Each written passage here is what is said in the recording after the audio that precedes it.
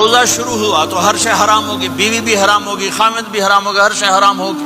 ایک دو واقعات اس طرح اوپر نیچے آئے کہ میرے رب نے سارا نظام بدل۔ ایک اور بدو آ گیا، یا رسول اللہ میں تو مارا گیا۔ آپ نے کہا کیا ہوا؟ کہ میں روزے کی حالت میں بیوی کے پاس چلا گیا۔ آپ نے کہا اچھا تو غلام آزاد کر۔ کہ میں غریب بندہ کہاں سے غلام آزاد کروں؟ آپ نے کہا تو پھر 60 مسکینوں کو روٹی کھلا۔ کہنے کا میں آپ مسکین ہوں، میں کتوں روٹی کھواؤں؟ آپ نے کہا اچھا پھر 60 روزے رکھ۔ کہنے کا ایک روزے آئے کم کیتا 60 روزے کی تھپ، ایک روزے میں یہ چاند چڑھایا، 60 روزوں میں کیا کروں گا؟ تو آپ بڑا ہنسے۔ آپ نے کہا اچھا بہ جا۔ تھوڑی دیر گزری تو ایک صحابی آئے، یا رسول اللہ یہ صدقے کی کھجوریں ہیں۔